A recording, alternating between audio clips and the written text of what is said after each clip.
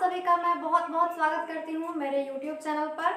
आज का लेक्चर बहुत ही इम्पोर्टेंट है क्योंकि आज से हम लोग नया चैप्टर स्टार्ट करने जा रहे हैं जो कि लेसन 3 है, जिसमें हम लोग पढ़ेंगे use of shall be and will be. ठीक है, तो पहले कुछ बेसिक सी बातें जान लेते हैं, उसके बाद फिर हम लोग अपना सेंटेंस सॉल्व करेंगे।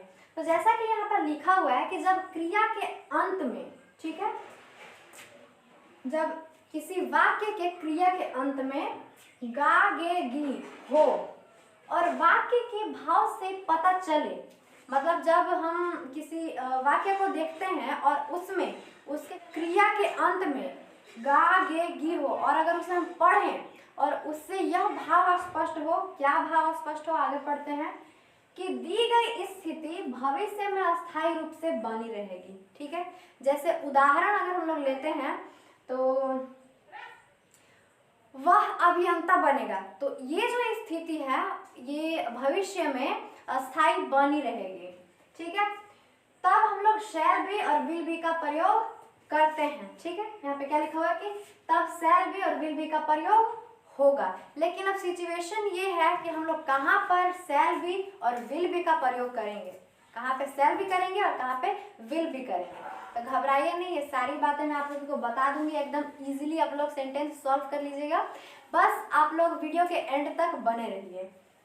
अब यहाँ पर लिखा हुआ है कि सामान्यतः आई वी के साथ शैल बी तथा अन्य सभी सब्जेक्ट्स के साथ विल बी का प्रयोग होता है। अब देखिए यहाँ पे बोल रहा है, यहाँ पर यह समझाने की कोशिश की गई है कि जब आई और वी रहेगा, यानी कि जब फर्स्ट पर्सन रहेगा, फर्स्ट मतलब कौन होता है, पहला, कोई भी इंसान सबसे पहले किसको रखना चाहेगा, खुद को, तभी किसी और को देखता है वो। आप इसको इस तरह से याद रख सकते हैं कि आई यानी कि मैं और हम लोग, मेरे साथ में जो लोग हैं उसको मैं आगे रखना चाहूंगी, या फिर आप ही की अगर बात लें तो आप भी आगे रखना चाहिएगा। तो इसलिए आई और वी को फर्स्ट पर्सन कहा जाता है। ठीक है, और फर्स्ट पर्सन यानी कि आई और वी के साथ हमेशा कौन क्या यूज होगा, शैल बी। ठीक है, और फिर लिखा हुआ कि अन्य सभी सब्जेक्ट्स, यानी कि आई और वी को छोड़ दें तो कौन कौन से बचे, सेकेंड पर्सन और थर्ड पर्सन। ठीक है, इसमें क्या होगा, इसमें विल बी का प्रयोग होगा। ठीक है, कुछ लोग सोच रहे होंगे कि आप बढ़िया से समझा नहीं रही है, सेकेंड पर्सन, कुछ लोगों का जो बेस होता है वो बहुत ही कमजोर होता है, तो बिल्कुल मत घबराइए, मैं सभी चीजें यहाँ पर लिख के रखी हूँ, आप सबको बिल्कुल बढ़िया तरीके से मैं समझाऊंगी, एक भी डाउट आपका बचेगा नहीं। ठीक है, तो ये बात समझ में आ गई कि आई और वी के साथ क्या करेंगे, शैल बी का प्रयोग करेंगे, शैल बी। ठीक है, और आई और वी को छोड़ दे तो बाकी जितने भी सब्जेक्ट्स बचते हैं उसके साथ क्या करेंगे, विल बी का प्रयोग करेंगे। ठीक है, अब हम लोग जरा थोड़ा सा इधर समझते हैं। ये वाला अगर चार्ट आप समझ गए तो आपके लिए सेंटेंस बनाना बहुत ही इजी बन जाएगा।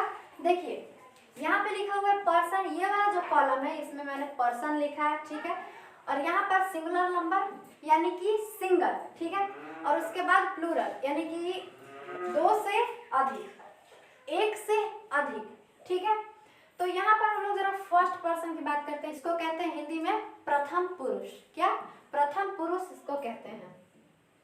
तो यहाँ पर सेंटेंस लिखा हुआ है कि आई शैल बी हैप्पी। ठीक है, तो आई क्या है, आई यहाँ पर है फर्स्ट पर्सन, तो फर्स्ट पर्सन के साथ यहाँ पर क्या यूज हुआ, शैल बी। ठीक है, शैल बी।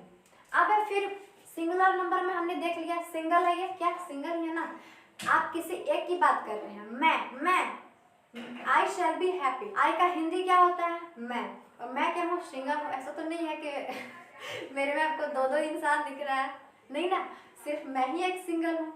ठीक है, उसके बाद है प्लूरल नंबर में। ठीक है, प्लूरल नंबर में क्या है, वी है, तो वी के साथ यहाँ पर क्या यूज हुआ है, शैल बी। देखिए सेंटेंस लिखा हुआ है कि वी शैल बी हैप्पी। ठीक है, यानी कि हम लोग खुश रहेंगे, तो यहाँ पर हम लोग की बात हो रही है, तो यहाँ पर हम लोग शैल बी का प्रयोग करेंगे। याद रखिएगा कि फर्स्ट पर्सन मतलब होता है आई और वी, यानी कि मैं और मेरे साथ में उपस्थित लोग, यानी कि हम लोग।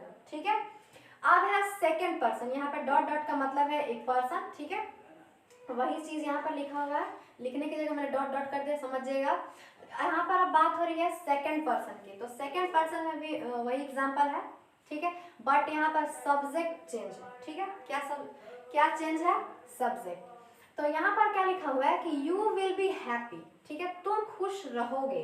तो यहाँ किसका प्रयोग हुआ, विल बी का, किसका, विल बी का, ठीक है, बात समझ में आ रही है। अब उसके बाद क्या है कि तुम लोग खुश रहोगे, तुम लोग को इंग्लिश में क्या कहते हैं, यू कहते हैं। याद रखिए, तुम दोनों, तुम सब, इन तीनों की हिंदी क्या है,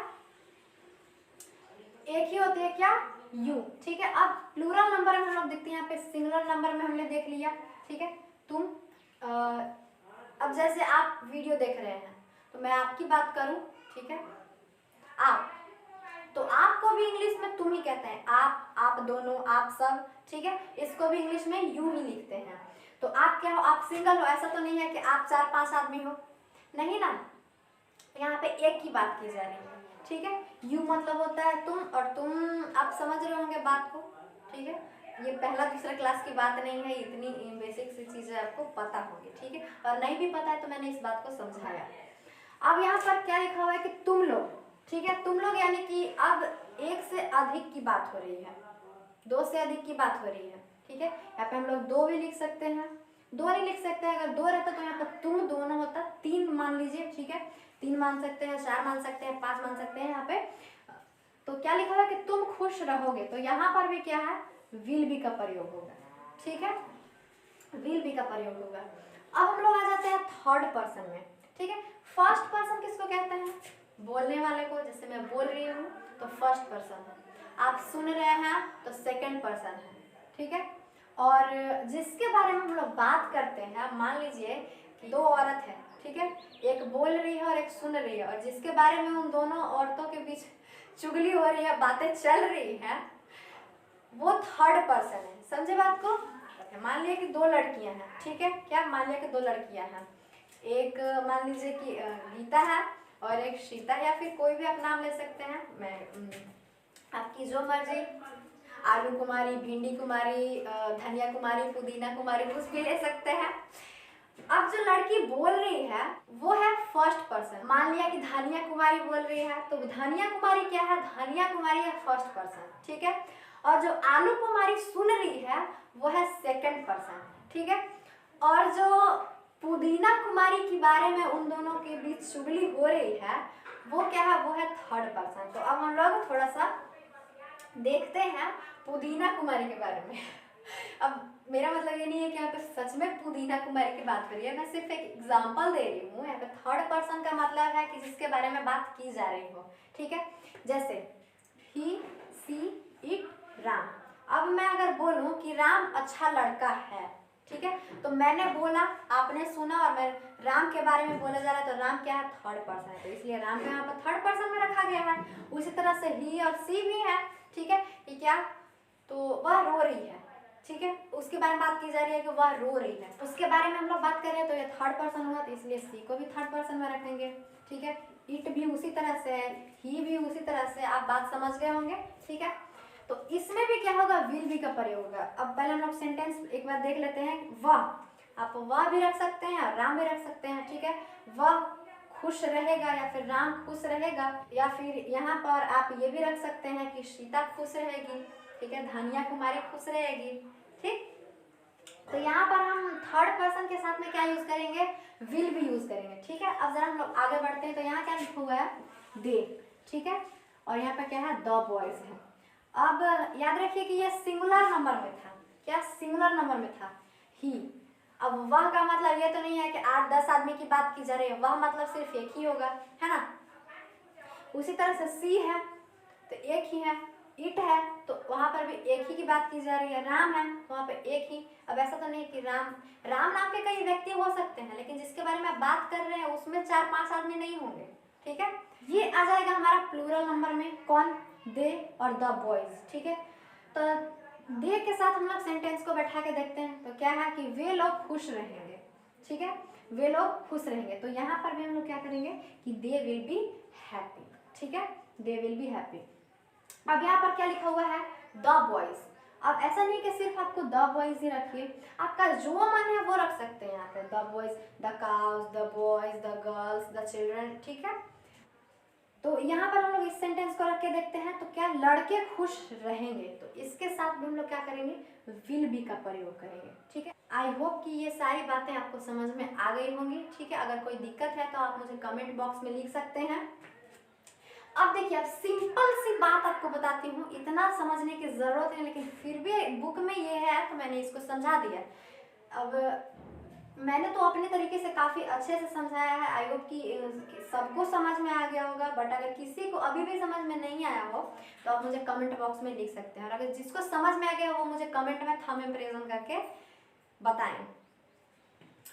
तो देखिए, सीधी सी बात याद रखिए कि आई, ठीक है, और वी के साथ में क्या, शैल, शैल बी, ठीक है, और बाकी सब्जेक्ट्स जो बच गए, ठीक है, तो आई भी तो खत्म हो गया। अब बाकी सब्जेक्ट्स जो बच गए, यहाँ पे है यू, ठीक है, और ही, सी, इट, राम, they, the girls, the boys, ठीक है, इन सभी के साथ में क्या प्रयोग होगा, इन सभी के साथ में प्रयोग होगा विल बी। ठीक है, विल बी। अब ये हमारे एक्सरसाइज में प्रयोग होने वाले हैं। ठीक है, ये तो इसको आप अपनी बढ़िया तरीके से कॉपी में नोट कर लीजिए और याद कर लीजिए। ठीक है, तभी आपका सेंटेंस बनेगा। नहीं तो आप क्या करिएगा, एक बार सेंटेंस पढ़िएगा, जैसे मान लिया कि लिखा हुआ है कि मैं उपस्थित रहूंगा, तो आप क्या करेंगे, सेंटेंस लिखेंगे और लिखेंगे कि आई शैल बी। अब सोचेंगे उपस्थित का क्या होता है, तो तुरंत पलट के देखेंगे क्या, हाँ उपस्थित का प्रेजेंट होता है। लेकिन अगर आप उसको याद कर लेते हैं तो और बढ़िया बात है ना। तो इसमें 10 वर्ड मीनिंग है। उपस्थित, उपस्थित को इंग्लिश में कहते हैं प्रेजेंट। थका, थका को इंग्लिश में कहते हैं टायर्ड। फिर है व्यस्त, व्यस्त को इंग्लिश में कहते हैं बिजी। फिर है नेता, नेता को कहते हैं लीडर। फिर अभियंता, अभियंता को कहते हैं इंजीनियर। दोषी, दोषी को कहते हैं गिल्टी। अब है भूखा, भूखा को इंग्लिश में कहते हैं हंग्री। फिर है संतुष्ट, संतुष्ट को कहते हैं सेटिस्फाइड।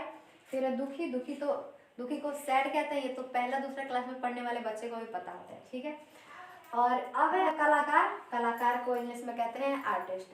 तो एक बार आप इसका स्क्रीनशॉट ले लीजिए। आई थिंक फ्रेंड्स कि आप सभी को ये सारी चीज़ें समझ में आ गई होगी। तो फिर मिलते हैं हम लोग नेक्स्ट वीडियो में, तब तक के लिए जय हिंद।